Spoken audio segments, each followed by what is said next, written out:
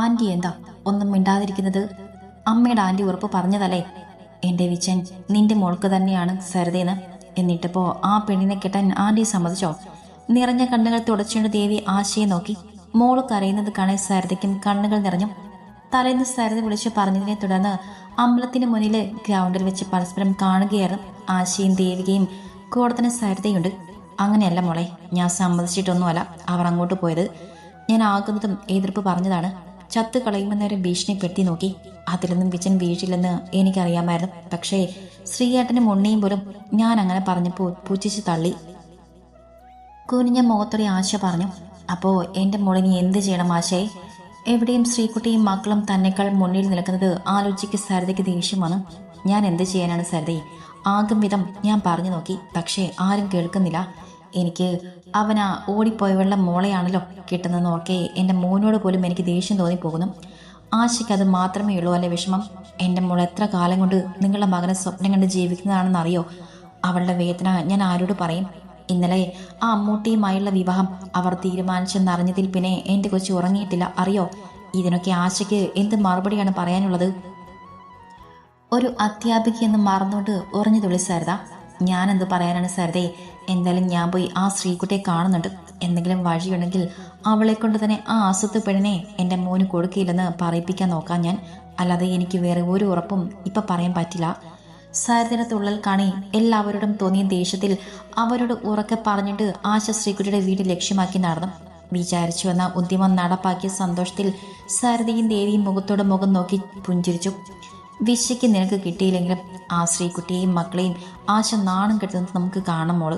വാ, നമുക്ക് വേഗം അങ്ങോട്ട് പോവാം, സരിത ആവേശത്തോടെ പറഞ്ഞിട്ട് സ്കൂട്ടിക്കടുത്തേക്ക് നടന്നു. നമ്മൾ ഈ കാണിക്കുന്നതൊക്കെ അച്ഛനോ ഏട്ടനോ അറിഞ്ഞാലോ അമ്മ? വണ്ടി മുന്നോട്ട് എടുക്കുന്നതിനിടയിൽ ദേവി തിരക്കി. അച്ഛൻ അറിഞ്ഞാലും എന്തെങ്കിലും പറഞ്ഞ് നമുക്ക് രക്ഷപ്പെടാം. പക്ഷേ ദർശൻ അവൻ അറിഞ്ഞാൽ എനിക്കത് ഓർക്കാൻ പോലും പറ്റുന്നില്ല. സരിത ഒരല്പം പേടിയോടെ തന്നെ പറഞ്ഞു. എന്തായാലും ഇപ്പോൾ ഏട്ടൻ വീട്ടിലില്ലല്ലോ, ഹോസ്പിറ്റലല്ലേ? ദേവി നേർന്നൊരു ആശ്വാസത്തോടെ പറഞ്ഞു. അവൾക്ക് പിന്നിൽ ഇരുന്നുകൊണ്ട് സരിതയൊന്ന് മൂളി. ആ ആശയോ, എന്താ മുറ്റത്ത് തന്നെ നിൽക്കുന്നത്? കയറുവാ. ബാലുവിൻ്റെ വീടിൻ്റെ ഉമ്മർത്ത് കാൽമുട്ടിൽ കുഴമ്പ് പുരട്ടിക്കൊണ്ടിരുന്ന രാഗിണി മുറ്റത്ത് വന്നിരുന്ന ആശയെ കാണി വലിയ തെളിച്ചമില്ലാത്ത മുഖത്തോടെ അകത്തേക്ക് ക്ഷണിച്ചു. അമ്മ ഇപ്പോൾ സ്ഥിരം ഇവിടെയായോ? രാഗിണി നോക്കി പുച്ഛത്തോടെ ആശ തിരക്കി. എന്തേ, എനിക്കിവിടെ നിൽക്കാൻ പാടില്ലേ? എൻ്റെ മോള് കെട്ടിക്കയറി വന്ന വീട് മാത്രമല്ല ഇത്, എൻ്റെ സഹോദരൻ്റെ വീട് കൂടെയാണ്. പിന്നെ ഞാൻ എന്തിന് ഇങ്ങോട്ട് കയറി വരാൻ പഠിക്കണം? നീ അതും ഇതും ചോദിച്ച് വെറുതെ പ്രശ്നമുണ്ടാക്കാൻ നിൽക്കാതെ വന്ന കാര്യം പറഞ്ഞിട്ട് പോകാൻ നോക്ക്. ആശയുടെ വരവ് അത്ര പന്തിയായി തോന്നാത്ത രാഗിണി പറഞ്ഞു. എനിക്ക് നിങ്ങളെ മോളെ ഒന്ന് കാണാം. അവളെ മാത്രമല്ല, കണ്ണും കൈയും കാണിച്ച് എൻ്റെ മോനെ വളച്ചെടുത്ത ഒരുത്തിയുണ്ടല്ലോ, അവളെയും കാണണം. ഉള്ളിലെ വിഷം മുഴുവനും പുറത്തേക്ക് കാണിച്ചു ആശ. ശ്രീകുട്ടി ഇവിടെയുണ്ട് ആശേ. പിന്നെ നീ പറഞ്ഞ നിന്റെ മോനെ വളച്ചു ഒളിച്ചെടുത്ത ആ ആള് ഇവിടെയില്ല. നിന്റെ മോൻ വളച്ചെടുത്ത് സ്വന്തമാക്കാൻ പോകുന്ന പെൺകുട്ടി ഇവിടെയുണ്ട്.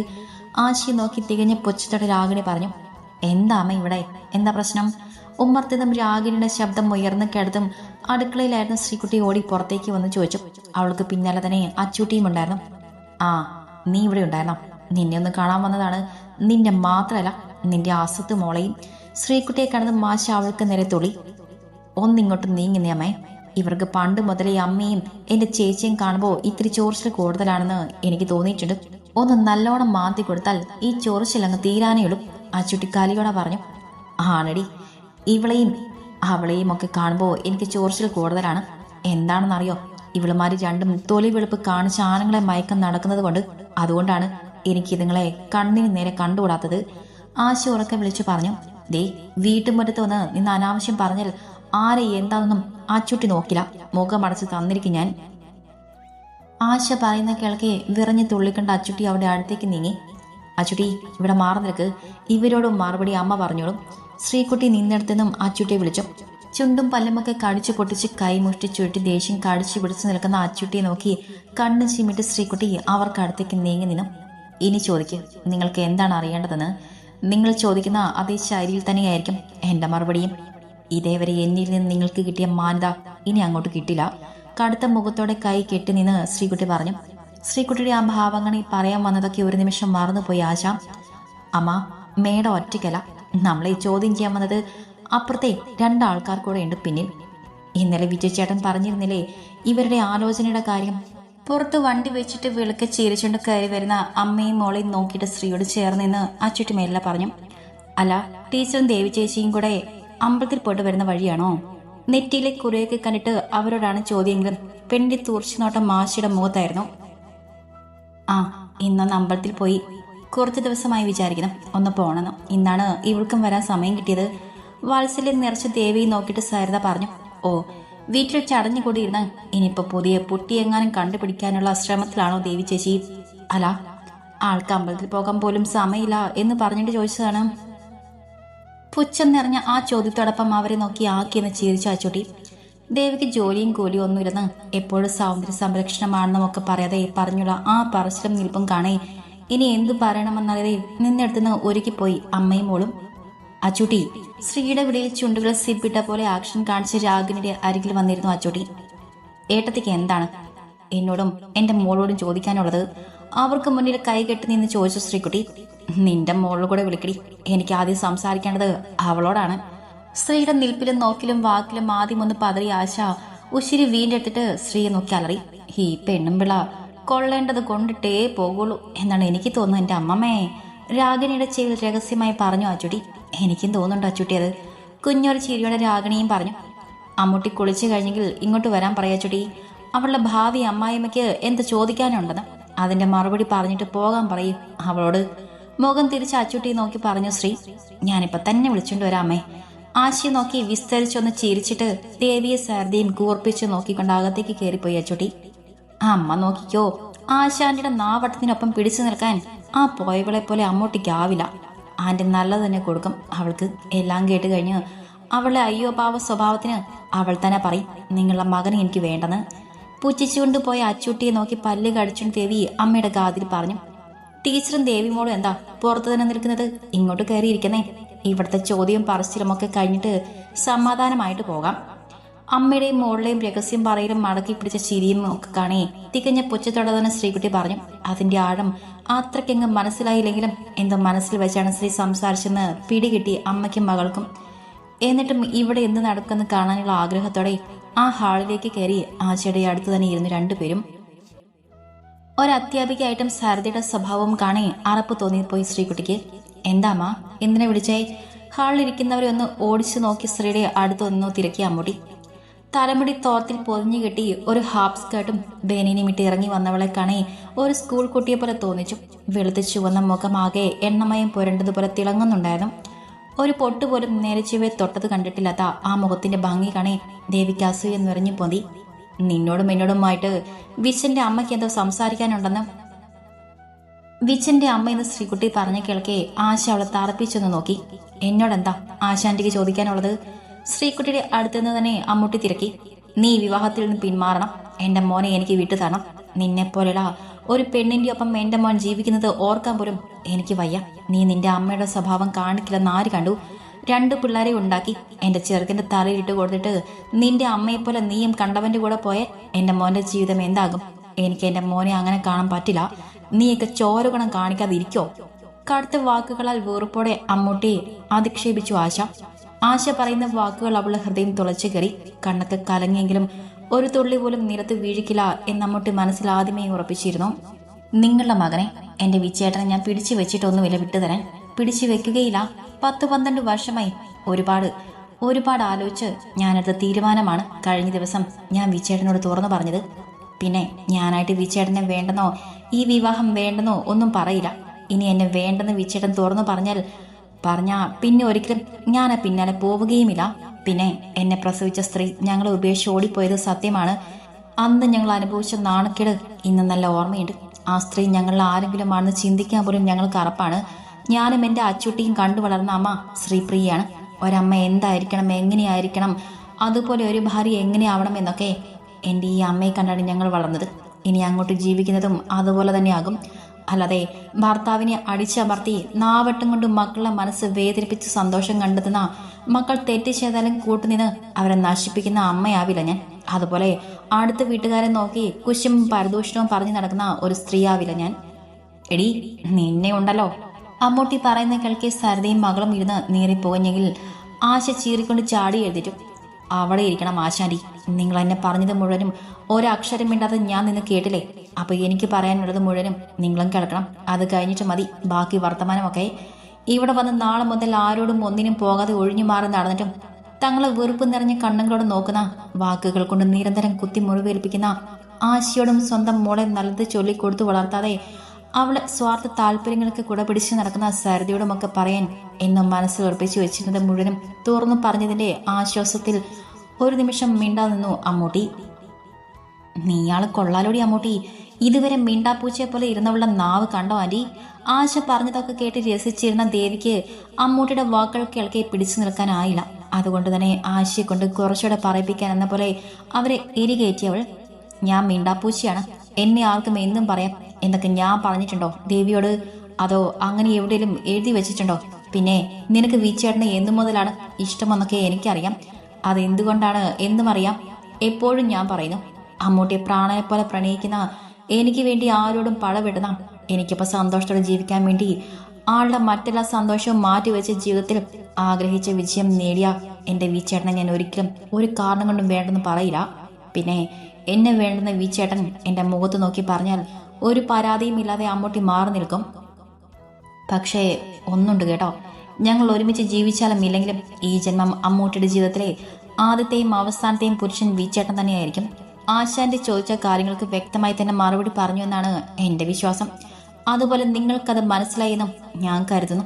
ഒരിക്കലും നിങ്ങളോട് ഇങ്ങനെ സംസാരിക്കേണ്ടി വരുമെന്നൊന്നും ഞാൻ കരുതിയിരുന്നതേയില്ല. എന്തായാലും ഇത് ആശാന്റെ എന്നെ കൊണ്ട് പറയിപ്പിച്ചതാണ്. പിന്നെ ടീച്ചറോട് എനിക്കൊന്നേ പറയാനുള്ളൂ, ഒരു സ്ത്രീയും ഒരു അധ്യാപികയും ഒരമ്മയും സ്വന്തം മകൾക്ക് വേണ്ടിയാണെങ്കിൽ പോലും ഇത്രയും തരം താഴരുത്. പറയുമ്പോൾ അമ്മൂട്ടിയുടെ ഒച്ച അല്പം ഉയർന്നു പോയിരുന്നു. സരിതയും ദേവിയും ഇനിയും അവിടെ ഇരിക്കാനോ ഒന്നും കേൾക്കാനോ ആവാതെ നാണം കെട്ട് നാറി മെല്ലെ എഴുന്നേറ്റ് പുറത്തേക്കിറങ്ങി.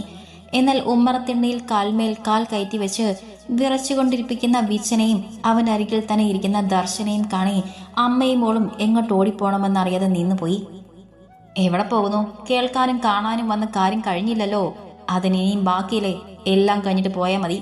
കാലും വിറപ്പിച്ച് പുറത്തേക്ക് നോക്കിയൊന്നും മിണ്ടാതിരിക്കുന്ന വിച്ചനെയും തങ്ങളെ രണ്ടാളെയും തുറച്ചു നോക്കി നിൽക്കുന്ന ദർശനെയും നോക്കാതെ അവരെ കടന്നു പോകാൻ തുടങ്ങിയവരോട് ദർശൻ അമർത്തിയ ശബ്ദത്തിൽ പറഞ്ഞു, അത് പിന്നെ മോനെ, ആശ വിളിച്ചത് കൊണ്ട് വന്നതാണ് ഞങ്ങൾ. വിറയിലൂടെ മെല്ലെ പറഞ്ഞു സരിത. മിണ്ടരുത് രണ്ടും. ഇനി അവിടെ നടക്കുന്ന ചോദ്യം ചെയ്യലിന്റെ ബാക്കി കൂടെ കേട്ടതിന് ശേഷം എനിക്ക് നിങ്ങളോട് രണ്ടാളോടും പിന്നെ എൻ്റെ അമ്മയാണെന്ന് പറയുന്ന ഒരാൾ അകത്ത് നിൽപ്പുണ്ടല്ലോ, നിങ്ങളെ ഇങ്ങോട്ട് ക്ഷണിച്ചു വരുത്തിക്കൊണ്ട് വന്നതാണെന്ന് നിങ്ങൾ പറഞ്ഞ ആള്, അവരോടുമായിട്ടാണ് എനിക്ക് സംസാരിക്കാനുള്ളത്. അത് കഴിഞ്ഞിട്ട് രണ്ടും ഇവിടുന്ന് പുറത്തേക്ക് പോകൂ. ഇരുന്നിടത്തുനിന്നും ചാടി എഴുന്നേറ്റ് വിജൻ അമർത്തിയ ശബ്ദത്തിൽ എന്നാൽ കടുത്ത രോക്ഷത്തോടെ അവർക്ക് നേരെ ചൂണ്ടിയ വിരൽ വിറപ്പിച്ചുകൊണ്ട് പറഞ്ഞു. തന്നെ നോക്കുമ്പോൾ അവന്റെ മുഖത്ത് തെളിഞ്ഞ വെറുപ്പ് കാണാൻ ദേവി മുഖം കുനിച്ചു കളഞ്ഞു. സരിതയ്ക്ക് വിച്ചന്റെ മുഖം കാണാൻ പേടി തോന്നി.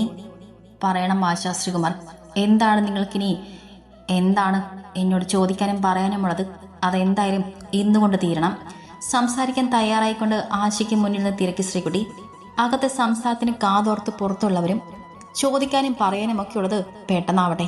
എനിക്ക് നിങ്ങളെപ്പോലെ നുണയും കൊതിയും പറഞ്ഞ് നടന്നാൽ പോരാ, ഒരുപാട് കാര്യങ്ങൾ ചെയ്യാനുണ്ട്. തന്നെ തുറച്ചു നോക്കി നിൽക്കുന്ന ആശയെ പുച്ഛിച്ചുകൊണ്ട് കൈ രണ്ടും ഇടുപ്പിൽ കുത്തുന്ന ശ്രീകുട്ടി വീണ്ടും ചോദിച്ചു, നീ കൂടുതൽ നിഗളിക്കില്ല ശ്രീകുട്ടി, അതത്ര നല്ലതിനാവില്ല. ആശ ദേഷ്യത്തിൽ പറഞ്ഞു. എനിക്കെന്താ നിഗളിച്ചാൽ? നിങ്ങളെന്നെ പിടിച്ച് തിന്നുവോ? എന്റെ കുട്ടികളെയും ഭർത്താവിനെയും നോക്കി എന്റെ ജോലിയും ചെയ്ത് ഒതുങ്ങി കഴിയുവാണ് ഞാൻ. ആ എന്റെ മെക്കിട്ട് കയറാൻ എന്റെ വീട്ടിൽ വന്നിട്ട് എന്റെ നേരെ തുള്ളുന്നോ?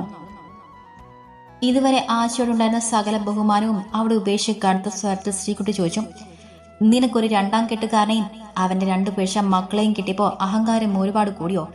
നീ ശരിക്കും ഒരു അഹങ്കാരിയാണെന്ന് ആ സരിത ടീച്ചർ പറഞ്ഞപ്പോൾ ഞാൻ ഇത്രയും പ്രതീക്ഷിച്ചില്ല. ശ്രീ വെറുപ്പോടെ നോക്കിക്കണ്ട ആശ പറഞ്ഞു. ആണോ? അത്രേ പറഞ്ഞോളൂ, സാരില്ല. അല്ലെങ്കിലും അവർ പറഞ്ഞത് സത്യമാണല്ലോ അല്ല മക്കളെ? പിന്നെ നിങ്ങൾ വാക്കുകൾ സൂക്ഷിച്ചുപയോഗിക്കണം. കഴുത്തിൽ കിടന്ന മാലയിലെ താലിയൊന്ന് പിടിച്ചു നോക്കി നേരെ ഇട്ടുകൊണ്ട് ശ്രീ അതങ്ങ് സമ്മതിച്ചുകൊണ്ട് പറഞ്ഞു. പുറത്തുനിന്ന് സരിതയും മോളും ഈ വർത്തമാനമൊക്കെ കേൾക്കെ ആരെയും നോക്കാനാവാതെ ഉരുക്കി പോകുന്നുണ്ടായിരുന്നു. എടീ നീ, ആശ ചീറിക്കൊണ്ട് സ്ത്രീക്ക് നേരെ കൈ ചൂണ്ടി. നിങ്ങൾക്ക് എന്താ സ്ത്രീയെ വേണ്ടത്? എന്തിനാ നിങ്ങൾക്ക് എന്നോട് ഇത്രയും പക? കുറെ വർഷമായല്ലോ എന്റെ പിന്നാലെ നടന്നിങ്ങനെ ഉപദ്രവിക്കുന്നു. അതെന്തിനാണെന്ന് പറഞ്ഞിട്ട് ഇവിടെ നിന്ന് ഇറങ്ങി പോകാവോ? ചോദിച്ചിട്ട് കടുത്ത വെറുപ്പോടെ ശ്രീ അവരെ നോക്കി. നിന്നോട് എനിക്ക് ദേഷ്യവും വെറുപ്പും ഒക്കെയാണ് ശ്രീകുട്ടി. എന്തുകൊണ്ടാണെന്ന് നിനക്കറിയണം അല്ലേ? നീ കാണാണ് എൻ്റെ കൂടപ്പുറപ്പിന് എനിക്ക് നഷ്ടമായത്. പറയുമ്പോൾ ബാധ കയറിയതുപോലെ ആശ നിന്ന് വിറച്ചു. ഇത് ഞാൻ 10-20 വർഷമായി കേൾക്കുന്നുണ്ട്. ഞാൻ കാണാമാണ് നിങ്ങളുടെ സഹോദരൻ മരിച്ചതെന്ന്. ഞാനെന്താ അയാൾ കൊണ്ടുപോയി കൊന്നതാണോ? കലയോടെ ശ്രീകുട്ടി ചോദിച്ചു. അതെടി, നീ തന്നെയാണ് കൊന്നത്. നീ കൊലയാളിയാണ്. വിറച്ചുകൊണ്ട് മുന്നോട്ട് വന്ന ആശ സ്ത്രീയെ പിന്നിലേക്ക് തള്ളി. ദേഹത്ത് തൊട്ടുള്ള കളിയൊന്നും വേണ്ട കേട്ടോ. അടുക്കള വാതിലുടെ അകത്തേക്ക് കയറി സ്ത്രീക്ക് പിന്നിൽ വന്ന് ഇവിടെ നടക്കുന്നതൊക്കെ നോക്കി നിൽക്കുകയായിരുന്ന ബാലു ശ്രീകുട്ടിയെ വീടത് ചേർത്ത് പിടിച്ചുകൊണ്ട് പറഞ്ഞു. അമ്മൂട്ടിയോ അച്ചൂട്ടിയോ അമ്മമാരോ പുറത്തു നിന്നവരോ ഒന്നും ആശയുടെ ഈ പ്രവൃത്തി പ്രതീക്ഷിച്ചിരുന്നില്ല. ഇവർക്ക് ഭ്രാന്താണ് തോന്നു കുഞ്ഞേട്ടാ. ഞാൻ നിങ്ങളുടെ സഹോദരനെ എന്ത് ചെയ്തെന്നാണ്? എന്നെ വിവാഹം ആലോചിച്ചു വന്നതുപോലും നിങ്ങളാണ്. എനിക്ക് പറ്റിരുന്ന് അന്നേ ഞാൻ മാന്യമായി പറഞ്ഞൊഴിഞ്ഞതാണ്. അതും കഴിഞ്ഞ് മാസങ്ങൾ കഴിഞ്ഞാണ് നിങ്ങളെ സഹോദരൻ അപകടത്തിൽപ്പെട്ട് മരിക്കുന്നത്. അതിന് ഞാൻ അങ്ങനെ കാരണമായി. ഇനി നിങ്ങൾ അത് വ്യക്തമാക്കിയിട്ട് പറഞ്ഞിട്ട് ഇവിടുന്ന് പോയാൽ മതി.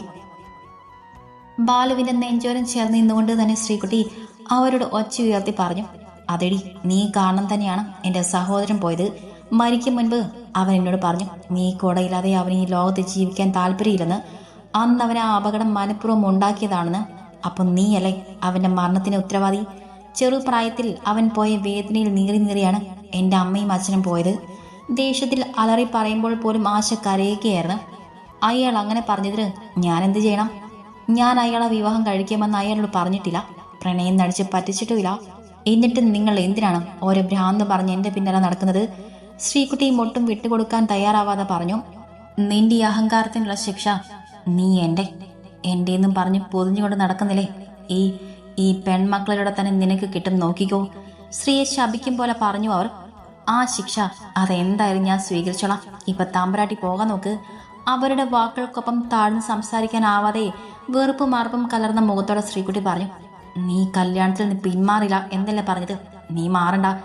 നീ എൻ്റെ വീടിന്റെ പടി കയറി വരുന്ന നിമിഷത്തിന് വേണ്ടിയുള്ള കാത്തിരിപ്പാണ് ഇനി എനിക്ക്. അമ്മൂട്ടി ക്രൂരതയോടെ നോക്കി പറഞ്ഞുകൊണ്ട് അവർ കണ്ണും മുഖവും തുടച്ചു. അവൾ നിങ്ങളെ വീടിന്റെ പടി കയറാൻ വരുന്നത് നിങ്ങളോട് ആരാ പറഞ്ഞത്? അവൾക്ക് വലതുകാൽ വെച്ച് കയറാനാണ് ഞാൻ ഒരുപാട് കഷ്ടപ്പെട്ട് ഒരു വീടുണ്ടാക്കിയത്. തൊട്ടു പിന്നിൽ നിന്നുള്ള വിച്ചിന്റെ ആ ചോദ്യം കേൾക്കെ ഇവിടെ പറഞ്ഞത് വലതും അവൻ കേട്ടിരിക്കുമോ എന്നോർക്കി സർവ്വം തകർന്ന പോലെ ആശ തിരിഞ്ഞു പോലും നോക്കാതെ കണ്ണുകൾ അടച്ചു കളഞ്ഞു. എന്തേ, ഒന്നും പറയാനില്ലേ എൻ്റെ സ്നേഹനിധിയായി അമ്മയ്ക്ക്? അവർക്ക് മുന്നിലേക്ക് വന്ന് നിന്നവൻ തിരക്കി. വിച്ച മോനെ, ഇവൾ വേണ്ട, ഒന്നും പറയണ്ട. എന്തോ പറയാൻ തുടങ്ങിയ ആശയെ കൈ ഉയർത്തി തടഞ്ഞു വിച്ചൻ. നിങ്ങളിവിടെ കിടന്ന് ആടിത്തിമർത്തത് മുഴുവനും ഒരക്ഷരം വിട്ടുപോകാതെ ഞാൻ കേട്ടതാണ്. എനിക്ക് നിങ്ങളോടൊന്നേ പറയാനുള്ളൂ. അമ്മൂട്ടി പറഞ്ഞില്ലേ ഈ ജന്മം അവളായിട്ട് എന്നെ വേണ്ടെന്ന് വെക്കില്ല. ഇനി ഞാൻ വേണ്ടെന്ന് പറഞ്ഞാൽ അവൾ എന്നെ പിന്നാലെ വരില്ലെന്ന് ചോദിച്ചിട്ട് വിച്ചൻ മുഖം തിരിച്ച് ബാലിനോട് ചേർന്ന് നിൽക്കുന്ന അമ്മൂട്ടി ഒന്ന് നോക്കി. അവന്റെ മുഖത്തെ കടുപ്പം കാണെ പെണ്ണിന്റെ മുഖം താഴ്ന്നു പോയി. ഇവളുണ്ടല്ലോ ഈ അമ്മൂട്ടി, അവൾക്ക് ചിലപ്പോൾ ഞാൻ കൂടെ ഇല്ലാതെ ജീവിക്കാൻ കഴിയുമായിരിക്കും. പക്ഷെ ഈ വിച്ചന് കഴിയില്ല. 1-2 വർഷത്തെ കാത്തിരിപ്പല. 10-14 വർഷമായി ഇവളെന്നെ നെഞ്ചിൽ കയറി കൂടിയിട്ട് മരിക്കുവളം ഇവളെ ഉണ്ടാകൂ എൻ്റെ നെഞ്ചിൽ. ബാലുവിന്റെ അടുത്ത് നിന്നുള്ള കൈ പിടിച്ച് വലിച്ച് തൻ്റെ അടുത്തേക്ക് ചേർത്ത് നിർത്തിക്കൊണ്ട് വിച്ചൻ ആശയെ തറപ്പിച്ച് നോക്കിയിട്ട് പറഞ്ഞു. അവന്റെ ആ വർത്തമാനം കേൾക്കെ അമ്മൂട്ടി വീങ്ങി പൊട്ടിപ്പോയി. ദർശ, അവരെ കുട്ടി കയറി വാടാ. അമ്മൂട്ടിയുടെ ആ വിങ്ങൽ ശ്രദ്ധിക്കാതെ അവളുടെ കയ്യിൽ കൈ കോർത്ത് പിടിച്ചുകൊണ്ട് തന്നെ വിച്ചൻ പുറത്തേക്ക് നോക്കി വിളിച്ചു പറഞ്ഞു. സരദിയെയും ദേവിയെയും കുട്ടി അകത്തേക്ക് കയറി വന്ന ദർശനെ കാണി ആശയുടെ മുഖം കുനിഞ്ഞു. ഞാൻ ആന്റിയോട് നേരത്തെ ഒരിക്കൽ പറഞ്ഞതാണ്, ഇവരുടെ രണ്ടിൻ്റെയും അഭിനയവും പൊള്ളയായ വാക്കുകളും കേട്ട് ഒന്നിനും ഇറങ്ങി പുറപ്പെടരുതെന്ന്. അതൊന്നും കേൾക്കാതെ ഇവിടെ ഈ സീൻ ക്രിയേറ്റ് ചെയ്യേണ്ട ആവശ്യമുണ്ടായിരുന്നു ആന്റി. വിച്ചൻ അമ്മൂട്ടി അല്ലാതെ മറ്റൊരു പെണ്ണെ സ്നേഹിക്കാനാവില്ല ആന്റി. അത് ഇനിയെങ്കിലും നിങ്ങളൊന്ന് മനസ്സിലാക്ക്. നാണം കെട്ടി വിളറി വെളുത്ത് നിൽക്കുന്ന ദേവിയെയും സരദിയെയും കടിപ്പിച്ച് നോക്കിയിട്ട് ആശയുടെ അവസാനമായി പറഞ്ഞു ദർശൻ. അവൻ പറഞ്ഞു കേട്ട ആശയുടെ താഴ്ന്ന മുഖം പിന്നെ ഉയർന്നതേയില്ല. ഇതിൽ കൂടുതൽ വ്യക്തമായി ദേവിക്കൊന്നും പറഞ്ഞു തരേണ്ട ആവശ്യമില്ലെന്ന് ഞാൻ കരുതുകയാണ്. വാക്കുകൊണ്ടോ നോക്കുകൊണ്ടോ ഇനി എൻ്റെ പെണ്ണിനെ ആര് നോവിച്ചാലും വിച്ചൻ ഇതുപോലെ നിന്നെന്ന് വരില്ല. ഇനി ഒരിക്കൽ കൂടെ ഇതുപോലെ ഒരു സംസാരം ഉണ്ടാവില്ലെന്ന് ഞാൻ കരുതുന്നു. ഉണ്ടായാൽ നാവ് കൊണ്ടുള്ള വർത്തമാനം ഇനി എനിക്കുണ്ടാവില്ല. ദേവിയും സരതയും ആശയും തറപ്പിച്ചു നോക്കി പറഞ്ഞിട്ട് നിർത്തി വിച്ചൻ. അവന്റെ മുഴക്കമുള്ള ശബ്ദം ഉയർന്നതും വിറയിലോടെ അമ്മയുടെ കൈകളിൽ മുറുക്കി പിടിച്ചുപോയി ദേവി.